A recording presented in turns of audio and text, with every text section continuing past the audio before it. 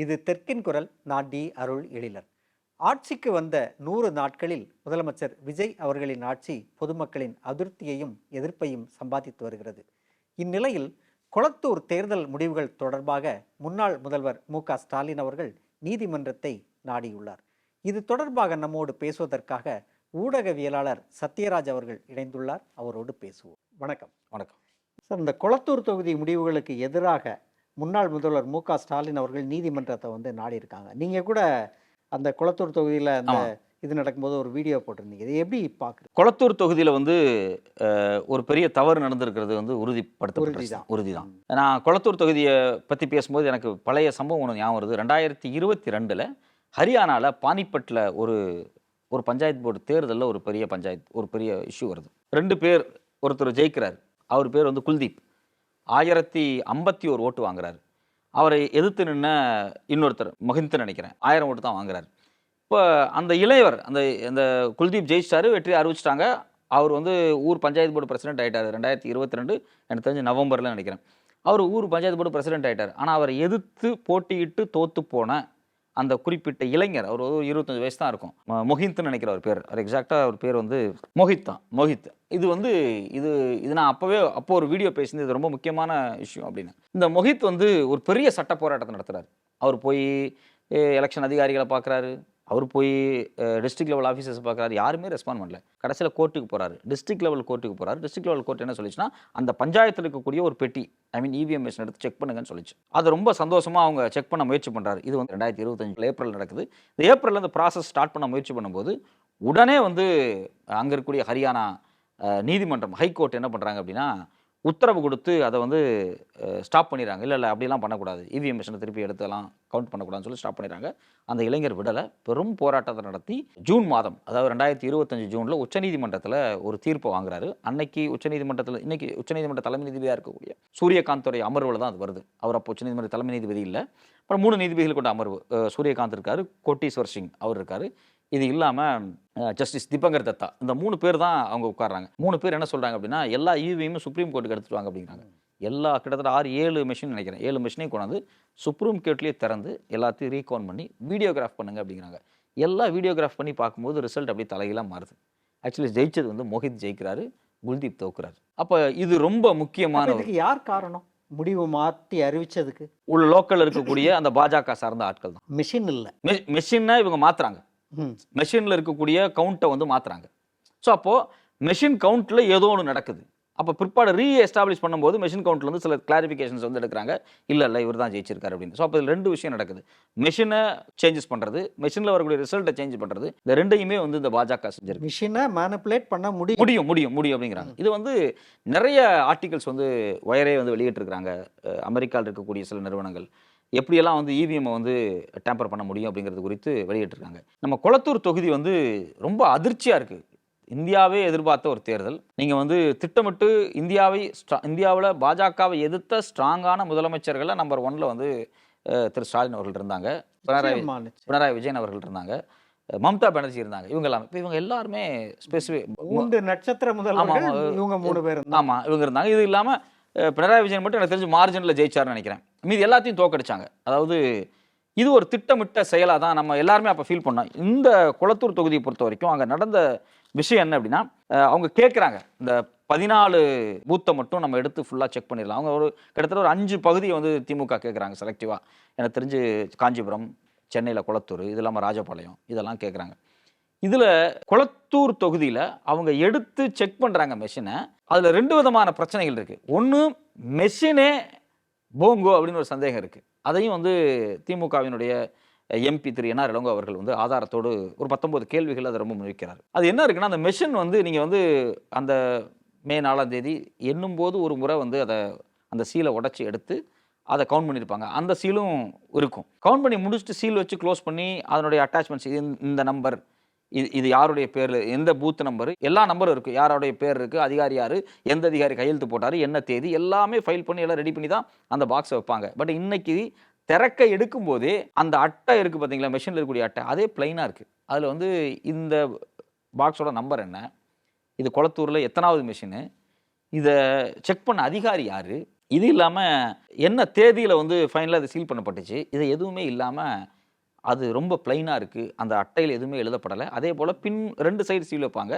அந்த ஓப்பனில் சீல் இல்லாமல் இருக்குது. இப்போ இது வந்து நம்ம இதை வெளிப்படையாகவே என்ன இது ஏன் நடந்துச்சு அப்படின்னு கேட்டால், தேர்தல் ஆணைய தரப்புல வந்து ஹியூமன் எரருங்கிறாங்க. பதில் சரியில்லை. சரியில்லை, ஹியூமன் எரர். அது எப்படிங்க இது விளையாட்டான காரியம் அது. நான் என்ன கேட்குறேன், நீங்கள் ஒரு முதலமைச்சர் நின்ன ஒரு கான்ஸ்டியூவன்சிக்குள்ளே அங்கே இருக்கக்கூடிய நீங்கள் வந்து இவிஎம் மெஷினை நாங்கள் வந்து எங்கள் ஆட்கள் சரியாக மெயின்டைன் பண்ணல அப்படின்னு சொல்லி ஒரு பொது வெளியில் சொல்கிறது ரொம்ப ஆச்சரியமாக இருக்குது. அப்போது மெஷினே இங்கே வந்து மாற்றப்பட்டிருக்கோ அப்படிங்கிற ஒரு கேள்வி வருது. இதில் என்ன நடந்திருக்கு அப்படின்னு ஒரு கேள்வி, இது தனியாக இருக்கட்டும். இன்னொரு பக்கம் எடுத்து கவுண்ட் பண்ணும்போது விவிபேட் ஒழுங்காக ஒர்க் பண்ண மாட்டேங்குது. விவிபேட் ஒர்க்கே பண்ணல. முரண்பாடுகள் அதில் பயங்கர முரண்பாடுகள். விவிபேட் வந்து ஒர்க்கே பண்ணலை. விவிபேட் குறித்தான கேள்விகளை கேட்டால் சரியான ரெஸ்பான்ஸ் வரல. ஒரு கேண்டிடேட் அவர் வந்து சுயேட்சையாக நின்றவர், அவருக்கு வந்து ஒரு லெட்டர் அனுப்புகிறாங்க. 29ஆம் தேதி நாங்கள் வந்து இதை திறந்து ஃபுல்லாக செக் பண்ண போகிறோம், நீங்கள் வாங்க அப்படின்னு சொல்லி லெட்டர் அனுப்புகிறாங்க. அவரும் வர்றாரு. அவர் வந்தப்போ இதை ஓப்பன் பண்ணி செக் பண்ணுறாங்க. அவர் கேட்கக்கூடிய ஒரே ரிக்வஸ்ட் என்ன அப்படின்னா, விவிபேட் ஓப்பன் ஆகிருக்கு, விவிபேட்டில் பிரிண்ட் ஆகிருக்கும் அந்த ஷீட்டு, நீங்கள் அதை எடுத்து கவுண்டிங் பண்ணி காமிங்க அப்படின்னு அவர் கேட்குறாரு. நீங்கள் விவிபேட்டை பற்றிலாம் பேசக்கூடாது அப்படிங்கிறாங்க. ஒரு லேடி சொன்னதாக, ஒரு லேடி அதிகாரி, டிஸ்ட்ரிக்ட் லெவல் அதிகாரி சொல்கிறாங்க, சுப்ரீம் கோர்ட் அதுக்கெல்லாம் அலோவ் பண்ணுறது இல்லையே அப்படிங்கிறாங்க. ஆனால் சுப்ரீம் கோர்ட் ஜட்ஜ்மெண்ட்டே என்ன அப்படின்னா, நீங்கள் வந்து இவிஎம் பேலட் மிஷினில் இருக்கக்கூடிய கவுண்ட்டும் விவிபேட் கவுண்ட்டும் ரெண்டையும் டேலி பண்ணி காமிக்கணும். ஈவனாக இருக்கணும், டேலி பண்ணி காமிக்கணும். ஆனால் இதை செய்யக்கூடாது, உச்சநீதிமன்றம் இதுக்கு அனுமதி கொடுக்கல அப்படின்னு தேர்தலில் போட்டியிட்ட ஒரு நபர்கிட்ட ஒரு அதிகாரி சொல்லியிருக்காங்க. அந்த அதிகாரி மேலே ஒரு நியாயப்படி நடவடிக்கை எடுக்கணும். அவர் வந்து ஓப்பனாக ப்ரெஸ்ஸில் அவர் சொல்கிறார், சார் நான் 3 நாள் இங்கே இருக்கேன் சார், 3 நாளாக நான் கெஞ்சி கேட்குறேன். 2வது நாள் அவங்க சொல்கிறாங்க எனக்கு ரிட்டர்னில் கொடுங்க, நான் காமிக்கிறேங்கிறாங்க. நான் ரிட்டர்னில் எழுதி கூட கொடுத்தேன் சார், விவிபேட் எங்களுக்கு காமிங்க அப்படின்னு. ஆனால் காமிக்க மாட்டேங்கிறாங்க சார். இது என்ன நியாயம்? இது ரொம்ப கஷ்டமாக இருக்குது. இப்போ நான் என்ன சொன்னால், இப்போ திமுக ஸ்டாலின் அவர்கள் நின்றுருக்கிறாங்க அப்படிங்கும்போது கூட இது திமுக இந்த நியூஸை பெருசு பண்ணுதுன்னு சொல்லலாம். அவர் ஒரு சுயேட்சையாக நின்ன ஒரு கேண்டிடேட். அவர் வந்து அவருடைய வாக்கை தெரிஞ்சுக்கிறதுக்காக வந்து நிற்கிறாரு. அவரையே நீங்கள் வந்து மிரட்டுறாங்க. அது எப்படி நீங்கள் கேட்கலாம் அப்படிங்கிற மாதிரியான ஒரு மிரட்டல் தோணி. இப்போ இதில் பியூராக வந்து இந்த மெஷினில் வந்து ஒரு பெரிய மேனிப்புலேஷன் நடந்திருக்கிறதுங்கிறது உறுதியான விஷயம். ஸ்கேம் இருக்கு, கண்டிப்பாக இதில் ஏதோ ஸ்கேம் இருக்கு, செலக்டிவான ஸ்கேம் இருக்கு. ஒரு ஸ்கேமை வந்து எல்லா இடத்துலையும் பண்ணா எக்ஸ்போஸ் ஆயிடுவாங்க. ஆமா, அதனால செலக்டிவா என்ன இடங்கள்ல பண்ணா போதும், செலக்டிவ் பர்சன்டேஜ் பண்ணாலே போதும் அப்படிங்கிறது வந்து அவங்களுடைய ஒரு அஜெண்டாவா இருக்கும். என்னை பொறுத்த வரைக்கும் 2026 தேர்தலே தமிழ்நாட்டில் நடத்தப்படும் போது விஜய்க்கு வெற்றி அப்படிங்கிறதெல்லாம் என்னை பொறுத்த வரைக்கும் சாத்தியமே இல்லை. கிரவுண்ட்ல அப்படி இல்லவே இல்லை. ஒரு செக்டார் ஓட்டு போட்டுருக்கலாம். பெரம்பூர்ல மட்டும் ஜெயிப்பாரு அப்படின்னு எழுதிட்டு இருந்தேன். ஒரு தொகுதி 2 தொகுதி ஜெயிக்கலாம், அவ்வளவுதான். அப்ப இது இவங்க ஒரு 10% இப்போ இன்னும் டு பி ஃப்ராங்காவே சொல்ல போனா அவங்களுக்கே அவங்க ஜெயிக்க மாட்டாங்கன்னு தெரியும். இப்போ அவரோட பிஹேவியரே அதுதானே. நீங்க சட்டமன்றத்திலே அவங்க அதான் சொல்றாங்க, அவங்களுக்கே தெரியுது நம்ம தாங்க ஜெயிக்க மாட்டோம் அப்படிங்கிறது. ஒரு 15%லேருந்து 20% அவங்களுக்கு ஓட்டு வரலாம்னு அவங்க யூகிச்சிருக்கிறாங்க அப்படிங்கிறது தான் அவங்களுடைய இன்டர்னல் சோர்ஸே. அப்போ இது இவங்க 10-15% கூட வரமாட்டாங்க, தமிழ்நாட்டில் ஓட்டை டிவைட் பண்ணணும் அப்படிங்கிறதுக்காக விஜய்க்கு ஆதரவாக சில சீட் பண்ணியிருக்காங்களா அப்படிங்கிற ஒரு கேள்வி வருது. ஆனால் அதிர்ஷ்டவசமாக சீட் பண்ணதை விட ஒரு பர்சன்டேஜ் கூட வந்து அவங்க ஜெயிச்சிருக்கலாம். இது வந்து இயல்பாக நடந்திருக்கக்கூடிய வாய்ப்பு உண்டு. அப்போது அது அவங்களுக்கே ஆச்சரியமாக இருக்குது, எப்படி ஜெயிச்சாங்க. ஏன்னா பிஜேபியே வந்து விஜய் ஜெயிக்கணும்னு பிளான் பண்ணுச்சா அப்படிங்கிறது நமக்கு தெரியல. தமிழ்நாட்டில் 3 பேர்த்துக்குமே, திமுக, அதிமுக, தவிக 3 பேர்த்துக்குமே மெஜாரிட்டி கிடைக்கக்கூடாது. 3 பேருமே வந்து ஆட்சியை அமைக்க முடியாத ஒரு நெருக்கடி வரணும். ஒரு 6 மாசமாவது ஒரு கவர்னர் ஆட்சி இருக்கணும். ஏதோ ஒரு குழப்பத்தை ஏற்படுத்திட்டு இருக்கணும் அப்படிங்கிறது வந்து அவங்களுடைய அஜெண்டாவாக இருந்திருக்கலாம். அதுல ஒரு ஃப்ளூக் தான் இவர் வந்து உள்ள வந்துட்டாரு. அது அவங்களுக்கே நம்பிக்கை இல்லை. அவங்களே இப்போ இன்னைக்கு வெளியிட்டு அவங்க போட்டிருக்கக்கூடிய சட்டமன்ற உறுப்பினர்களாக இருக்கட்டும், அவங்க வெளியிட்டிருக்கக்கூடிய திட்டங்களாக இருக்கட்டும், அவங்களுடைய எலெக்ஷன் மேனிஃபெஸ்டோவாக இருக்கட்டும், எதுவுமே வந்து ப்ராக்டிக்கலானதே கிடையாது. அப்போ அவங்களுக்கே வந்து ஜெயிப்போங்கிற நம்பிக்கை இல்லை. ஸோ யார் வர்றாங்களோ எல்லாம் கேண்டிடேட்டாக போகிறவங்க வந்தவங்க எல்லாத்தையும் போட்டு வச்சிட்டாங்க. ஸோ அப்போது இந்த வெற்றி அப்படிங்கிறது அவங்களுக்கே வந்து ரொம்ப அதிர்ச்சியாக இருக்குது. நின்ன பல பேர்த்துக்கு தான் ஜெயிப்பண்ணே தெரியாது, அப்படி தான் இருந்திருக்காங்க. ஸோ அப்போது இவிஎம்மில் ஏதோ ஒரு வகையில் ஒரு டேம்பரிங் நடந்துறதுக்கான ஒரு மினிமம் ஒர்க்கை பண்ணியிருக்கிறதுக்கான வாய்ப்பு இருக்குது அப்படிங்கிறது தான் என்னுடைய 100% கருத்து. இது வட இந்தியா முழுக்கவே அந்த கருத்து இருக்குது. நீங்கள் வட இந்தியாவில் பல மாநிலங்களில் வந்து இது மாதிரியான விஷயங்கள் வந்து தொடர்ச்சியாக நடந்திருக்கு தான். அது இவிஎம்மில் வந்து முறை, இப்போ அது எலக்ட்ரோரல், நீங்கள் இந்த தவறுகள் தேர்தல் ஆணையம் எப்படி செய்யுதுன்னு பாருங்கள். நீங்கள் தேர்தல் அந்த எலக்டோரல் ப்ரிப்பேர் பண்ணும்போதே ஒரு பெரிய ஃப்ராட் நடக்குது. எஸ்ஐஆரே ஒரு பெரிய தவறான ஒரு அணுகுமுறை தான். அது ஒரு பக்கம் ஒரு பெரிய ஃப்ராட் நடக்குது. சரி, அதுலேயும் தப்பிச்சு வந்துட்டா இவிஎம்மில் ஒரு ஃப்ராட் நடக்குது. இவிஎம்லையும் ஏதாவது தப்பிச்சு வந்தால் கூட ரிசல்ட்டை மேனிப்புலேட் பண்ணி டிக்ளேர் பண்றதுலயும் நிறைய வேலை நார்த் இந்தியாவில் நடக்குது. இது நீங்க வெஸ்ட் பெங்கால் எலெக்ஷன் எடுத்து நம்ம கிளீனா பார்த்தோம்னா எல்லாத்தையும் வேடிக்கை பார்க்குற நீதித்துறை அதை விட பெரியதா இருக்கு. வேதனையா இருக்கு. அவர் நீங்க வந்து அபத்தமான விஷயம் என்னவென்றால், கடந்த 3 உச்சநீதிமன்ற தலைமை நீதிபதிகள் சந்திரசூட்ல இருந்து ஆரம்பிச்சு எல்லாருமே, சூரியகாந்தா இருக்கட்டும், எல்லாருமே யாருமே வந்து தேர்தல் ஆணையத்தை ஒரு கேள்வி கேட்கறதுக்கு தயாராக இல்லை. தேர்தல் ஆணையரை தேர்வு செய்யக்கூடிய சட்டங்கள் அங்க வந்து அதுல இருக்கக்கூடிய உச்சநீதிமன்ற நீதிபதி இருக்கணும் அப்படின்னு ஜோசப் அமர்வு வந்து உத்தரவு கொடுத்ததை அவங்க மீறி வேற ஒரு ஃபார்மேட்டை ரெடி பண்றாங்க. அதையும் அவங்க கண்டுக்க மாட்டேங்கிறாங்க. அப்போ இதுல ஏதோ தப்பு நடக்குதா? ஆனால் உண்மையில் தப்பு நடக்குது. ஏற்கனவே நான் உங்கள்கிட்ட பேசிட்டு இருக்கும்போது சொன்னேன், ஹரியானால பானிபட்டில் நடந்த ஒரு தேர்தலில் இவிஎம் மிஷினை எல்லாத்தையும் எடுத்து வச்சு திருப்பி சுப்ரீம் கோர்ட்டை செக் பண்ணாங்க. அதெல்லாம் வீடியோகிராஃப் பண்ணாங்க இல்லையா? அப்போ பூத்தில் என்ன நடந்துச்சு அப்படிங்கிற வீடியோகிராஃபும் சேர்த்து உச்சநீதிமன்றத்தில் பார்க்கப்பட்டுச்சு. இந்த வழக்குக்கு பிறகு பார்த்தீங்கன்னா 2025 குறிப்பாக ஜூலைக்கு பிறகு தேர்தல் ஆணையம் தீவிரமான ஒரு சட்டத்தை கொண்டு வராங்க. அவங்களுடைய கண்டக்ட் ஆஃப் எலெக்ஷன்ஸில் 93 சப்செக்ஷன் 1 நினைக்கிற ஒரு சேஞ்சஸ் கொண்டு வந்து சிசிடிவி தரமாட்டோம், டெலிட் பண்ணிடணும் அப்படின்னு. எனக்கு ரொம்ப ஆச்சரியமா இருக்குங்க. கேட்டால் அது எதுக்கு வச்சிருக்கணும், அது வந்து பெரிய ப்ராசஸ் அப்படிங்கிறாங்க. இப்போ நம்ம வந்து விவிபேட்டில் நம்ம குளத்தூரில் பிரச்சனை இருக்குல்ல, விவிபேட் அந்த பிரிண்ட் ஆகுது பார்த்தீங்களா, அந்த பிரிண்ட்டை நீங்கள் 45 நாள் வச்சிருக்கவே முடியாது. பஸ்ஸில் போகிறோம்ல, நம்ம ஒரு டிக்கெட் எடுக்கிறோம் பார்த்தீங்களா, அது 2 நாள் அழிஞ்சு போயிடும். அது மாதிரி ஒரு ஷீட்டு தான் அவங்க அதில் பேஸ் பண்ணுறாங்க. ஆனால் நீங்கள் 45 நாள் ஆகணும், 45 நாளுக்கு பிறகு தான் அந்த வழக்கு வந்து விசாரிக்கப்படுங்கிறாங்க. 7 நாட்களுக்குள்ளே நீங்கள் வந்து மனு போடணும் அப்படிங்கிறாங்க. அப்போ நீங்கள் வந்து என்னென்னா ப்ராக்டிக்கலாக அந்த மெஷின் சாத்தியப்படாத ஒரு கால டியூரேஷனை வச்சுட்டு நீங்கள் வந்து ஒரு கேம் ஆடுறீங்க. ஸோ இப்போ என்னை பொறுத்த வரைக்கும் குளத்தூரில் பியூரா விவிபேட் கவுண்ட் பண்ணப்பட்டு டேலி பண்ணப்பட்டிருந்தா ரிசல்ட்டில் ஒரு பெரிய சேஞ்சஸ் நடந்துறதுக்கான ஒரு பெரிய வாய்ப்பு இருக்குது. ஆனால் அதை வந்து திட்டமிட்டு தவிர்த்துருக்காங்க. கிட்டத்தட்ட 30% டிஃபால்ட் அப்படிங்கிறத கண்டுபிடிச்சாங்க. சதிதான். ஆமாம், முன்னாள் முதல்வர் தோற்கடிக்கப்பட்டது அப்படின்றது ஒரு திட்டமிட்ட சதி. 30% டிஃபால்ட் அப்படிங்கிறது நீங்கள் வந்து விவிபேட்டில் லைட்டு எரிய மாட்டேங்குது. அது ஒரு மிஷின் கிடையாது. ஃபர்ஸ்ட் நாள் எனக்கு தெரிஞ்சு முதல் 2 நாள் மட்டும்தான் இது வந்து ஒரு பாசிபிளாக எந்த மிஸ்டேக்ஸும் இல்லாமல் கவுண்டிங் நடக்குது. 3rd டேலேருந்து ஒவ்வொரு மிஷினாக ஃபர்ஸ்ட் டே 3rd டேல ஒரு மிஷின், எனக்கு தெரிஞ்சு 31ஆம் தேதி நினைக்கிறேன் ஒரு மிஷின் ஃபால்ட்டு காமிக்கிறாங்க, அடுத்த நாள் ஒரு மிஷின் ஃபால்ட்டு காமிக்கிறாங்க. ஸோ அப்போ இந்த 7 நாளில் அவங்க முதல் 5 நாள்லேயே என்ன கண்டுபிடிச்சிட்டாங்க அப்படின்னா, இது வரைக்கும் செக் பண்ணதுலேயே 30% ஃபால்ட் ஆயிடுச்சு.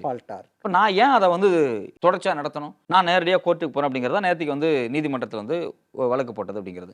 ஸோ அப்போ நமக்கு வந்து இவிஎம் மீதான நம்பகத்தன்மை அப்படிங்கிறது குறைஞ்சிருக்கு தான், அதை வந்து நம்ப முடியாது அப்படிங்கிற சூழல் ஏற்பட்டிருக்கு. இந்தியா மாதிரியான ஒரு நாட்டில் இன்னுமே பார்த்தீங்க அப்படின்னா இன்டர்நெட் வசதி இல்லாத வட இந்தியாவில் பல கிராமங்கள் இருக்கக்கூடிய இடத்துல நீங்கள் வந்து இவிஎம் மிஷினை வச்சு நீங்கள் என்ன வேணாலும் பண்ணலாம். அது வந்து ரிசல்ட்டை வந்து பெரிய ஆபத்தை ஏற்படுத்துங்கிறதுனால கண்டிப்பாக இவிஎம் நீக்கப்பட்டுட்டு திருப்பி பழைய முறையில் வந்து பேலட் பேப்பர்ஸ் வந்து கொண்டு வந்தால் மட்டும்தான் மக்களுக்கு டெமோக்ரஸியின் மேலே ஒரு பெரிய நம்பிக்கை வரும். ஆனால் 2029 தேர்தலை மையமாக வச்சு இவங்க வந்து ஒரு பெரிய பிளானை போட்டு ஒரு நாடு ஒரு தேர்தலை கொண்டு வந்துடணும் அப்படிங்கிறதுக்காக இவங்க ரொம்ப சின்சியராக ஒரு சில அஜெண்டாவில் வேலை பார்க்குறாங்க. இது உண்மையிலே பெரிய ஆபத்தானது. இந்த தேர்தல் முறையில் நடக்கக்கூடிய மோசமான சூழலை இதில் நம்ம இன்னொரு வகையில் எப்படி பார்க்கணும் அப்படின்னா, பாசிச அரசு அப்படின்னு நம்ம வந்து சொல்லுவோம். பாசிச அரசு அப்படின்னு சொல்கிறது வந்து ஒரு முஸ்லீமை தாக்குறதோ, ஒரு கிறிஸ்தவ தாக்குறதோ, இல்லை முஸ்லீமுக்கு எதிரான ஒரு சட்டம் கொண்டு வரதோ, இல்லை கிறிஸ்தவருக்கு எதிரான ஒரு சட்டம் கொண்டு வரதோ, இது மட்டும் பாசிசம் கிடையாது. இந்தியாவினுடைய அனைத்து டெமோக்ராட்டிக் இன்ஸ்டிடியூஷன்ஸையும் கரப்ட் பண்ணுறது தான் ஃபாசிசத்தினுடைய முதல் அஜெண்டாவாக இருக்கும். நீங்கள் வந்து ஒரு காம்படிட்டிவ் கமிஷன் ஆஃப் இந்தியா இருப்பாங்க, அதை கரப்ட் பண்ணுவாங்க. இந்தியாவினுடைய ஓபிசி கமிஷன் இருக்கும், அதை கரப்ட் பண்ணுவாங்க. இந்தியாவினுடைய எஸ்சிஎஸ்டி ஆணையம் இருக்கும், அதை கரப்ட் பண்ணாங்க. விமென்ஸ் ஆணையம் இருக்கும், விமென்ஸ் ஆணையெல்லாம் கரெக்டாக தான் இருக்குது. பெண்களுடைய பாதுகாப்பு பற்றியெல்லாம் பொருட்படுத்துறதில்ல. அங்கே வந்து ரோமியோ டீம் அப்படின்லாம் டீமை உருவாக்கிட்டு இந்த இஸ்லாமிய ஆண்கள் இந்து பெண்களை வந்து கல்யாணம் பண்ணுறாங்க அப்படிங்கிறது குறித்து ஒரு சீரியஸான இஷ்யூ எடுத்து அதை வந்து மானிட்டர் பண்ணுற இடத்துக்கு அது நகர்ந்துருக்கு. ஸோ அப்போ நீங்கள் என்னன்னா, இப்படி ஒவ்வொரு இன்ஸ்டியூஷன் இருக்குது. இப்போ தேர்தல் ஆணையம் இருக்குது, ரிசர்வ் பேங்க் ஆஃப் இந்தியா இருக்குது. இப்படி எல்லா இன்ஸ்டியூஷன்ஸையுமே இவங்க என்ன பண்ணுறாங்க அப்படின்னா சைலண்ட் ஆக்கி அதை அதனுடைய டெமோக்ரஸியை வந்து அதனுடைய ஜனநாயக தன்மையை வந்து காலி பண்ணுறது. அதுக்கு பெஸ்ட் எக்ஸாம்பிள் தேர்தல் ஆணையம் தான் நம்ம கண்ணு முன்னாடி தெரியுது.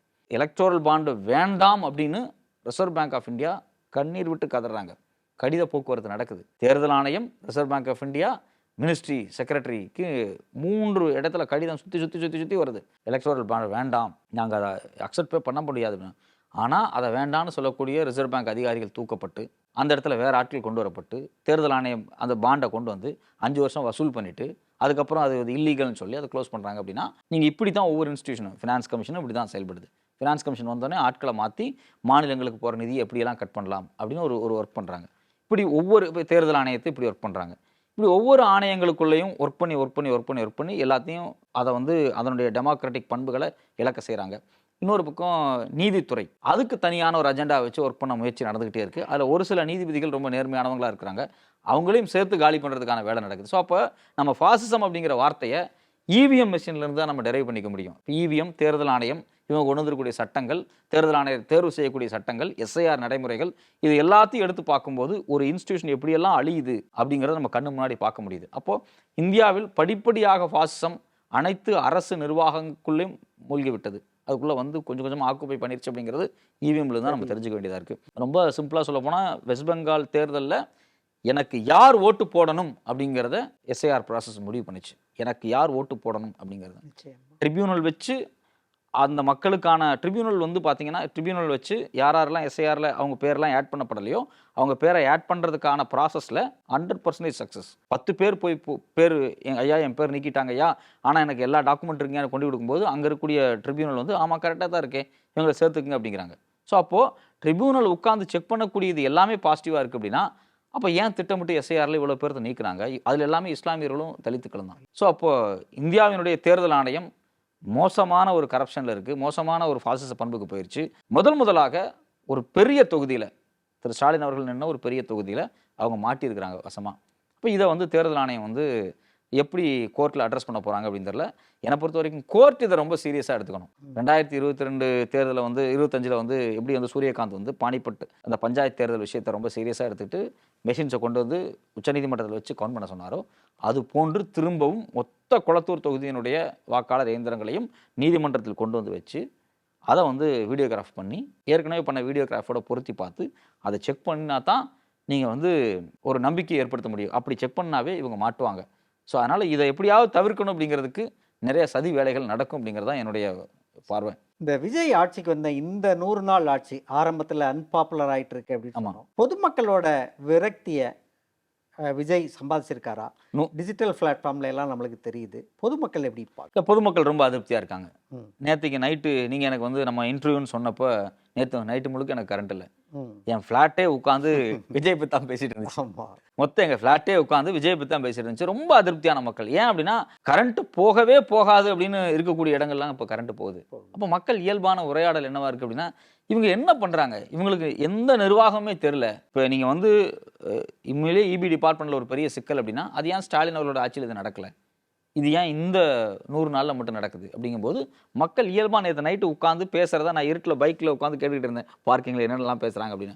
உண்மையிலேயே இயல்பான மக்கள் சோஷியல் மீடியாவை தாண்டி எல்லா மக்கள்கிட்டையும் பெரிய அதிருப்தி வந்திருக்கு.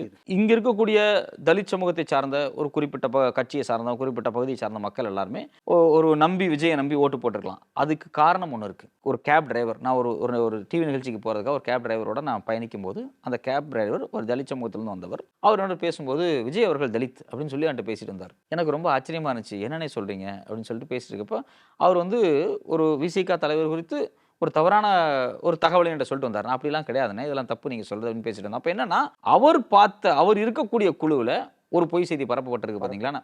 இப்போ அந்த பொய் செய்தியினுடைய உண்மைத்தன்மை இப்போ அவங்களுக்கே புரிய ஆரம்பிக்குது. ஏன்னா இவங்க ஆட்சி காலத்தில் அதிகப்படியான 100 நாள் அதிகப்படியான தலித்துக்கள் கொலை செய்யப்பட்டிருக்கிறாங்க. கோவை அமுதன் வழக்கா இருக்கட்டும், வடசென்னையில் இருக்கக்கூடிய தனுஷ் மாணவர் கொலை, இந்த 2 மாணவர்கள் கொலை செய்யப்பட்டது அப்படிங்கிறது வந்து மிக மிக மிக மோசமான ஒரு செயல். ஆனால் நாம் அது குறித்து பேச முயற்சி பண்ணும்போது சோஷியல் மீடியாவில் வேற ஒரு டிபேட் அவங்க கிரியேட் பண்ணுறாங்க. திட்டமிட்டு வேற ஒரு டிபேட் அவங்க கிரியேட் பண்ணுறாங்க. அமுதன் வழக்கை சட்டமன்றத்தில் விவாதிக்கலாம்னு நினைக்கும் போது எதிர்க்கட்சி தலைவர் கேட்குறாரு, எங்கப்பா லாண்ட் ஆர்டர் பார்த்துக்க வேண்டிய முதலமைச்சர்னா அவர் காணும். அந்த விவாதத்தை துவங்கலான்னு நினைக்கும் போது அவங்க வேற ஒரு கார் விவகாரத்தை வந்து எம்எல்ஏ காரும் ஒரு விவகாரத்தை மாத்துறாங்க. அப்போ மக்கள்கிட்ட பட்டவர்த்தனமாக தெரியுது லா அண்ட் ஆர்டர் கெட்டுருச்சு. அது இல்லாமல் அரசு நிர்வாகம் உண்மையிலேயே ரொம்ப மோசமாக இருக்குங்கிறதுக்கு இந்த எலக்ட்ரிசிட்டி டிபார்ட்மெண்ட் ஒன்று போதும். இன்னும் ரொம்ப மோசமான விஷயம், நீங்கள் வந்து எம்எல்ஏவுக்கு கார் கொடுக்குறேன்னு சொல்கிறீங்க, மாதம் 2 லட்ச ரூபா அவங்களுக்கான படி அதிகப்படுத்துறீங்க. ஆனால் இப்போ ஒரு திருவள்ளூர், கடலூர், திருவண்ணாமலை போன்ற பகுதிகளில் காலையில் 10 மணிலேருந்து சாயங்காலம் 5 மணிக்கு இடைப்பட்ட கிராமப்புற பேருந்துகளை குறைச்சிருக்காங்க. ஒரு ஆவடியிலிருந்து ஒருத்தர் வந்து ரெடில்ஸ் போகணும் அப்படின்னா அவர் பார்த்தீங்க அப்படின்னா உள்ள ஒரு ரூட் இருக்குது, கிராமப்புறங்களில் போகக்கூடிய ஒரு ரூட். 10 மணிக்கு மேலே பஸ்ஸை குறைச்சிட்டாங்க அப்படின்னா அந்த 30 கிலோமீட்டருக்கு இடையில ஒரு பஸ்ஸோ 2 பஸ்ஸோ போச்சு அப்படின்னா அந்த கிராமத்துக்கு கூட அரசு பள்ளி மாணவனுக்கு உடம்பு சரியில்லாம் கூட அந்த மாணவன் வீட்டுக்கு போகணும். அவன் கொல்லுமேட்டில் இருக்கான்னு வச்சுங்களேன் ஒரு மாணவன், அவன் வந்து ஆரிக்குமேடு போகணும்னா அந்த அரசு பேருந்து தான் போக முடியும். ஏன்னா உள்ள ப்ரைவேட் பஸ் சர்வீஸ் கிடையாது, ஷேர் ஆட்டோ கிடையாது, அந்த ஏரியாவில் காரும் அதிகமாக போகாது. அப்போது நீங்கள் எதில் காசு கட் பண்ணுறீங்க? அப்போ அந்த மக்கள் கடுமையான அதிருப்தியில் இருக்காங்க. நீங்கள் அப்போ அந்த மக்களுக்கு ஒரு பிளான் கொடுக்குறீங்க, எங்கே போனாலும் நீ 10 மணிக்கு முன்னாடி போய்க்கும், 10 மணிக்கு அப்புறம் போனால் உனக்கு பஸ் இருக்காது. அப்போ அந்த மக்கள் உண்மையிலேயே வந்து ரொம்ப அதிருப்தியாக பேசுகிறாங்க. நான் வந்து இதை வந்து பஸ் ஸ்டாண்ட்லேயே நான் அதை கேட்டேன். என் பையனை வந்து ஸ்கூல் அனுப்புகிற அந்த சமயத்தில் பார்த்தீங்க அப்படின்னா, இது ரொம்ப அதிருப்தியான ஒரு குரல் வந்து எதுக்காக பேருந்துகளை இவங்க கட் பண்ணுறாங்க அப்படிங்கிறது வந்து மக்கள்கிட்ட இயல்பாக பேச ஆரம்பிக்கிறாங்க. அப்போ இந்த இயல்பான குரல் மக்கள்கிட்ட இருந்து வருது. நாம ஏதோ தப்பு பண்ணிட்டோமோ அப்படின்னு ஓட்டு போட்ட சில பேர் நினைக்கிறாங்க. அது சில பேர் ஓப்பனாகவே பேசுகிறாங்க. நம்ம வந்து தப்பு பண்ணிட்டோங்க, இது வந்து நம்ம விளையாட்டுத்தனமாக பண்ணிட்டோம், இது வந்து நம்ம எதிர்பார்க்கல. நான் நினச்சேன், சில பேர் தான் சொல்லுவாங்க, நான் நினச்சேன் எல்லாரும் ஓட்டு போட மாட்டாங்க, நாம சும்மா ஓட்டு போடுமேன்னு போட்டோம், எல்லாருமே சில பேர் அப்படி பண்ணிட்டாங்க அப்படின்னு ஒரு வருத்தப்பட்டு பேசுகிறாங்க. மக்கள்கிட்ட அதிருப்தி வந்து லா அண்ட் ஆர்டராகவும் ஏற்பட்டிருக்கு. அதே போல் அரசு நிர்வாகமாகவும் இவங்க தோல்வி அடைஞ்சிருக்கிறாங்க அப்படிங்கிறது வந்து வெளிப்படையாக தெரியுது. இன்னும் நாட்கள் அதிகமாக இது மோசமான விளைவுகளை ஏற்படுத்தும்.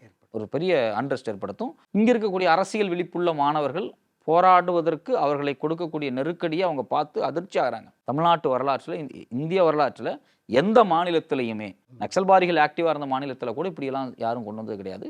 இந்த நெருக்கடி இவங்க ஏன் கொண்டு வராங்க? இப்போ இந்திய வரலாற்றில் நக்சல்பாரிகள் ஆக்டிவாக இருந்த மாநிலத்தில் கூட இப்படிப்பட்ட சட்டங்களை போராடுபவர்கள் மீது நெருக்கடி கொண்டு வந்ததில்லை. அப்போ அரசியலாக விழிப்புணர்வோடு இருக்கக்கூடியவங்களும் இந்த ஆட்சி ரொம்ப ஆபத்தானது, இது வந்து எமர்ஜென்சிக்கு இணையான ஒரு விஷயம். அது மாணவர்களை வந்து டார்கெட் பண்ணி வீடு பூந்து தூக்குறது, அவங்கள பற்றி டேட்டா எடுக்கிறது அப்படிங்கிறது. அப்போ இவங்க வந்து அதை உணர்றாங்க. அப்போது நீங்கள் சாமானிய மனிதர்களாக இருக்கட்டும், இல்லை ஒரு ரொம்ப வறிய நிலையில் இருக்கக்கூடிய தலித் சமூகத்தை சார்ந்தவங்களாக இருக்கட்டும், அரசியல் ஆக்டிவாக போராடிட்டு இருக்கக்கூடியவங்களாக இருக்கட்டும், எல்லாருமே டோட்டலாகவே வந்து இந்த ஆட்சியின் மீது ஒரு பெரிய அதிருப்தி உருவாயிடுச்சு. எல்லாருமே அதை வெளிப்படுத்த ஆரம்பிச்சிட்டாங்க.